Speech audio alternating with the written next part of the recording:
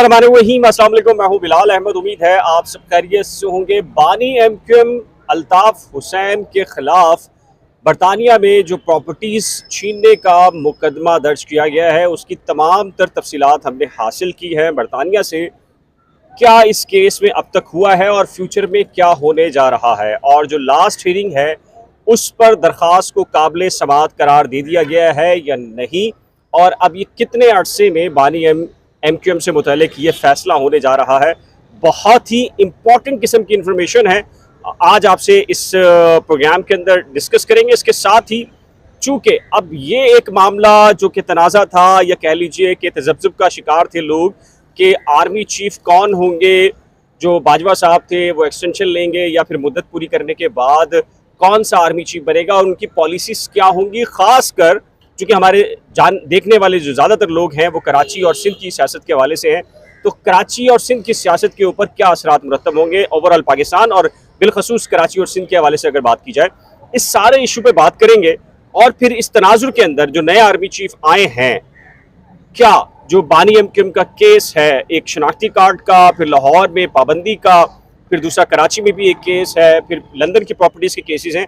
आज एन मुमकिन है कि हमारा डिस्कशन थोड़ा सा लंबा हो, तवील हो, लेकिन हम आज अहाता करने की कोशिश करेंगे कि फ्यूचर क्या देखा जा रहा है कराची और सिंध की सियासत के हवाले से। बिलखसूस मेरे साथ अरमान साबिर मौजूद हैं।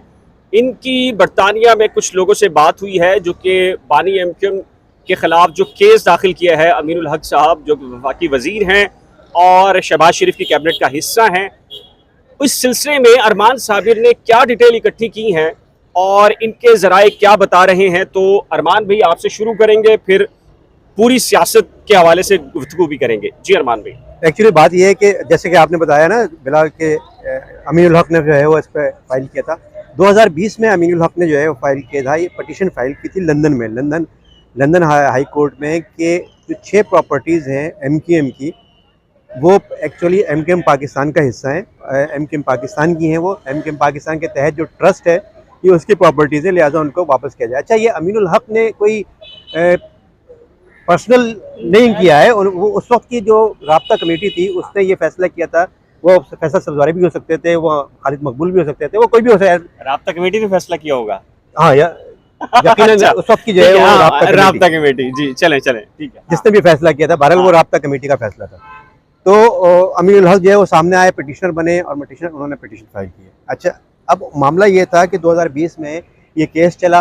केस चलने के बाद उस पर उस वक्त के जो जज थे पीटर नॉक्स, उन्होंने जो है वो फ्रीज कर दी थी तमाम प्रॉपर्टीज, स्टे ऑर्डर दे दिया था, फ्रीज कर दी थी कि ताकि जो है ये अब सेल आउट नहीं हो सकती हैं। अलबत्ता जो बानी मुत्तहदा हैं अल्ताफ हुसैन, उनको और उनके साथियों को इन प्रॉपर्टीज़ के अंदर रहने की इजाज़त दे दी थी, जब तक कि फैसला नहीं हो जाता, हतमी फैसला जब तक नहीं होता, जब तक वो रह सकते हैं।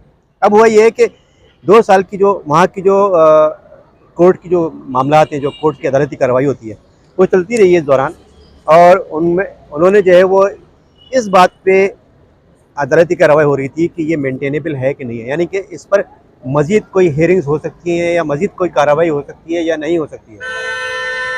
अब ये जो है उन्होंने फैसला किया है कि ये मेंटेनेबल है, इस पर कार्रवाई हो सकती है। अच्छा, पाकिस्तान की तरह नहीं है कि अगर मेंटेनेबल है कोई प्रॉपर्टी का जो केस है, मेंटेनेबल है तो वो 20 साल तक या 30 साल तक खींचेगा, ऐसा नहीं है। मेरे ख्याल से ये जो है वो अब जो वहाँ पर पार्टी ज़राए से भी बात हुई है और जो और भी जो कई लोगों से वहाँ जो बात हुई है, उनके मुताबिक इस तरह के केसेस जो होते हैं वो 1.5 हफ्ते 2 हफ्ते 2.5 हफ्ते में ये बिल्कुल वैसे ही है ना। बानी एमक्यूएम के खिलाफ इश्तियाल अंगेज वाला जो केस था, उसमें बेल आउट करके कहा गया कि आप 2-3 साल बाद जब आपका केस एस्टैब्लिश होगा कि हमने चलाना है या नहीं चलाना, तो फिर जब कोर्ट की प्रोसीडिंग होती है तो डे बाय डे या डे टू डे होती है, या बिल्कुल शॉर्टेस्ट पॉसिबल डेट होती है और उसके अंदर फैसला हो जाता है। कोर्ट अपने तौर पे जो है बाकी चीजें जो है इन्वेस्टिगेट कर एक फारूक भाई, एक बड़ी खतरनाक इसमें चीज़ है किसी दरख्वास्त का मेंटेनेबल होना।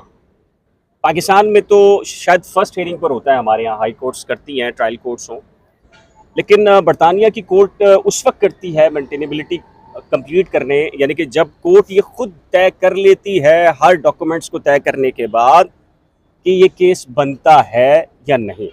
अब एक तवील 2000 अक्टूबर गालिबन 2020 की बात है, उससे लेकर अब तक कोर्ट ने ये इस्टेब्लिश कर लिया है कि ये मेंटेनेबल है।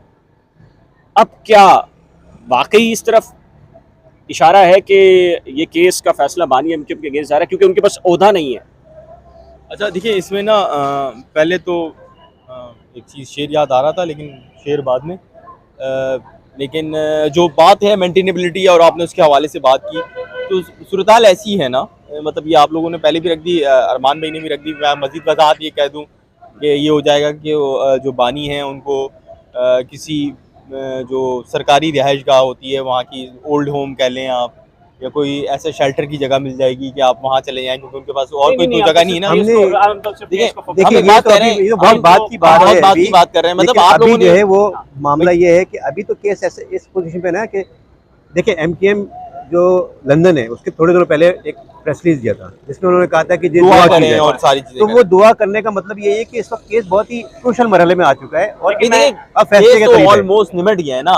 नहीं देखिए एक तौर पे मेंटेन, आपने देखें पाकिस्तान की कोर्ट तो नहीं है ना कि आपने अगर ताकतवर हैं तो आपने स्टे लिया और बंदे को बाहर निकाल दिया, ये कर दिया वो कर दिया। अगर यहाँ निमट भी पर गया आप ना ताकतवर हैं, यहाँ नहीं, यहाँ आप अगर निमट ताकतवर हैं, अगर सुने, यहाँ आप ताकतवर हैं तो आप बाहर होते हैं, और अगर आप कमजोर होते हैं तो आप पर ट्रायल चलता रहता है। 30 साल बाद आपको पता चलता है कि यार आप जो है वो बेगुनाह थे, बस आपको 30 साल ऐसी हो गया। अदालत क्या कहती है, वो गलती हो गई, माफी मांगते हैं आपसे, हमारा निजाम ऐसा है। यही होता है ना, जज यही करते हैं ना, जज यहाँ यही होता है। हाईकोर्ट में अभी 2 महीने नहीं हुए, एक फैसला आया, उसमें जज साहब ने बोला है 39 साल के बाद 39 साल के बाद 5 लोग मरे।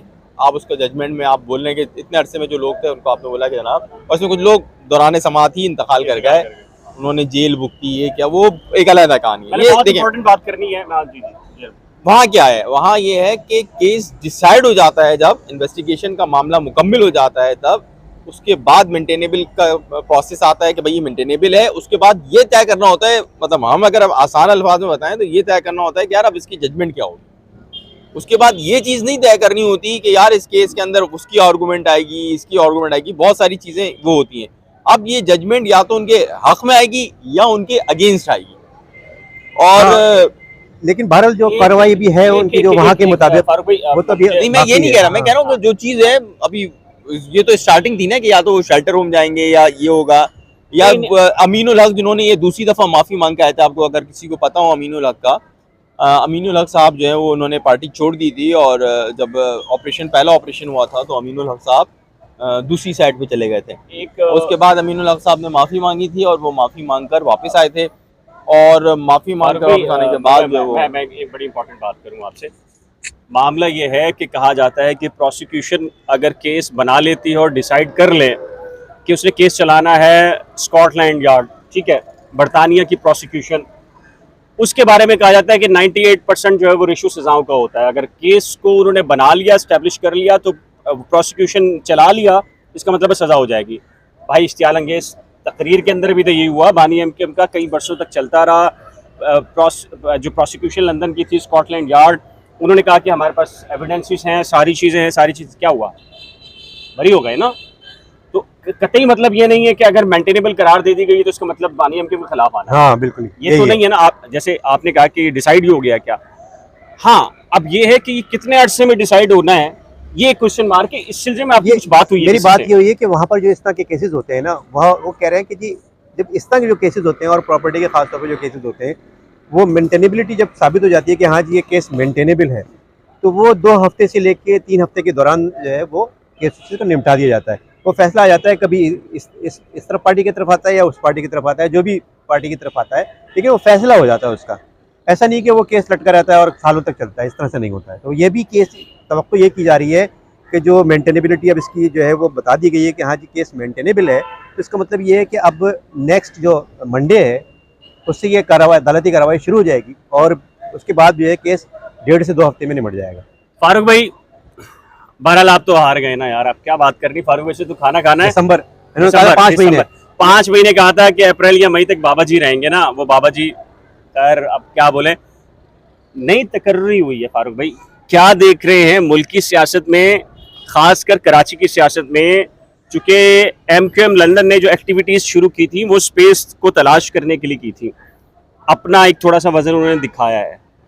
अब क्या वो तो जो सेकंड नंबर पर आ गए हैं, जो पहले बाजवा साहब के बाद थे अब वो आ गए हैं, तो कंटिन्यूशन पॉलिसीज बाजवा साहब की पॉलिसीज का तसलसल है ये, और मुस्लिम लीग नून की पॉलिसीज़ का तसलसल रहेगा और टेन्योर मुकम्मल होता हुआ दिख रहा है अब।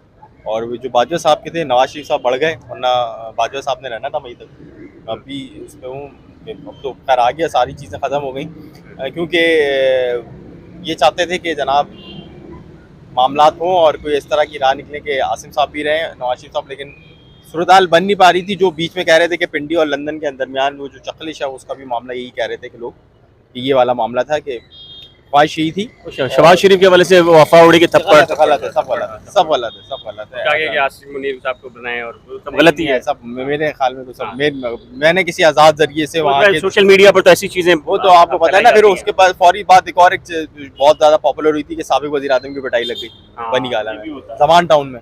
तो वो तो ये तो आपको पता है ट्रोलिंग का हिस्सा है। और कराची, देखिए कराची में मुझे तब्दील होते नजर नहीं आ रहा, मजीद सख्त पाबंदियाँ होती हुई दिख रही हैं इनके मामले में। बाजवा साहब के मुकाबले में जो देखिए सिर्फ अभी तक एक चीफ ऑफ आर्मी स्टाफ बनेगा तो बिल्कुल डिफरेंट होता है बंदा, और उससे पहले मुख्तलिफ होता है ना। DGMI रहे, जो कैरियर है वो DGI से ही रहा है, और उस अरसे में रहे DGMI और दीगर चीज़ें। जब कराची के बारे में फैसले हुए और ज़रियत MI उसका बड़ा अख्तियार होता है उन फैसलों में, और वो इस पॉलिसी को ओके समझते थे कि कराची के अंदर ये सिस्टम हो, तो फिर ये पॉसिबल नहीं है कि वो अब उससे पीछे हटें और कराची में किसी और को दें जगह। और ऐसे में जब MQM मुसलसल कोशिश कर रही है और मुसलसल जो वो बोल रहे हैं वो कर रही है, तो फिर उनको ज़रूरत नहीं है कि वो कोई नया तजुर्बा करें और कराची को वो किसी ऐसे मामलात में डालें। तो मुझे लग रहा है कि वही तसलसल रहेगा, MQM लंदन के लिए मुश्किलात रहेंगी। और दूसरी चीज़ ये कि जो MQM लंदन है ना, देखें उन्होंने भी डिलीवर नहीं किया है जिस तरह डिलीवर होता है ना। सियासी जमातें, मुस्लिम लीग नून की वापसी कैसी हुई, वो भी बिल्कुल फारिग ही कर दिया था ना अपने तौर पे। तो नवाज शरीफ को घर भेज दिया, ये कर दिया, वो कर दिया। उन्होंने अपनी पावर दिखाई, उन्होंने मजबूर किया। इमरान खान को भी एक तौर पे बिल्कुल ख़त्म हो गए थे इमरान खान, लेकिन इमरान खान के वर्कर्स बाहर निकले, उन्होंने अपना ताकत का मुजाहरा किया। वो किया जो सियासी जमातें होती हैं वो तो पसीने और लहू से ही चलती हैं, वही स्पंदन होता है।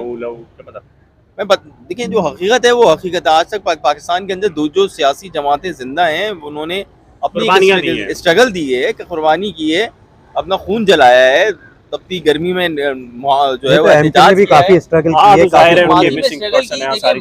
आज जो हालात है ना MQM के, वो माजी से बहुत बेहतर है। माजी में इससे बदतरीन हालात में MQM ने स्ट्रगल की है, MQM ने, और आज वो स्ट्रगल नहीं कर पा रहे, आज वो अपने इलाकों से नहीं ले पा रहे सीटें। तो इसका मतलब ये है कि पानी के नाम के बाद आपके पास से अवामी मेजॉरिटी चली गई, आप नादीदा हाथों पे चल रहे हैं, नादीदा तरीके से फैसले हो रहे हैं। पीपल्स पार्टी के फेवरेट हो गए आप, पीपल्स पार्टी के फेवरेट हो गए, ये एक बड़ा लतीफा है। तो ये अलहदा मामलात हैं।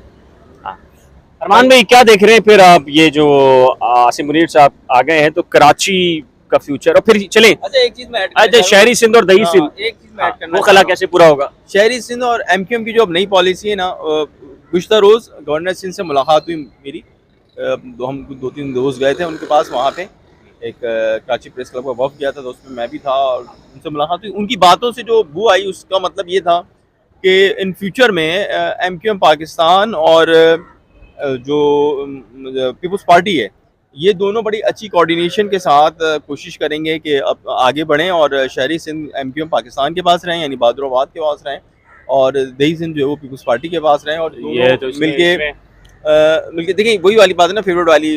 तो ये है, और इस हवाले से बड़े पॉजिटिव नज़र आए थे। कल मुझे गवर्नर साहब के वो बात कर रहे थे कि जनाब हम यूं करेंगे, उनका एक अपना मंसूबा था। मैं और आप इससे इख्तिलाफ जरूर कर सकते हैं। एस्टैब्लिशमेंट कहती है कि पीपल्स पार्टी को सिंध से खत्म करना है, फंक्शनल को ऊपर लेकर आना है, MQM बनेगी, फिर उसके बाद सिंध से पीपल्स पार्टी गायब हो जाएगी। एक दूसरी तरफ ये वाली पॉलिसी है। ऐसा कुछ भी नहीं है, मुझे ऐसा अभी तक मुसलसल मैं देख रहा हूँ नहीं नजर आ रहा है। अगर एस्टैब्लिशमेंट ने तय किया होता तो एस्टैब्लिशमेंट GDA के लिए कोई रोल अदा करती है, एस्टैब्लिशमेंट ने GDA के लिए कोई रोल अदा नहीं किया, फंक्शनल लीग के लिए नहीं किया।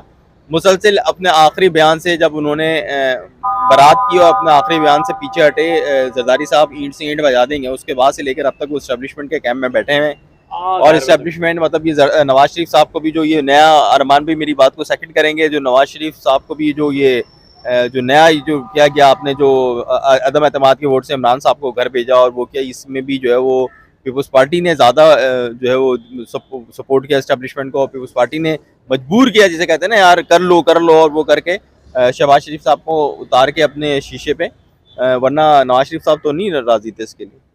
जी अरमान भी क्या कहेंगे? देखिए आपने अभी मेरे ख्याल से तब ये जो है ना जो आने वाले दिन है, ख़ासतौर पर दिसंबर और अगले 3 महीने जो हैं, ये जो पॉलिटिकल पार्टीज़ के जो रवैये हैं, ये इस बात को तय करेंगे कि उनके ताल्लुकात इस्टेब्लिशमेंट के साथ कैसे होते हैं। पॉलिटिकल पार्टीज कब तय करती हैं यार अरमान भाई?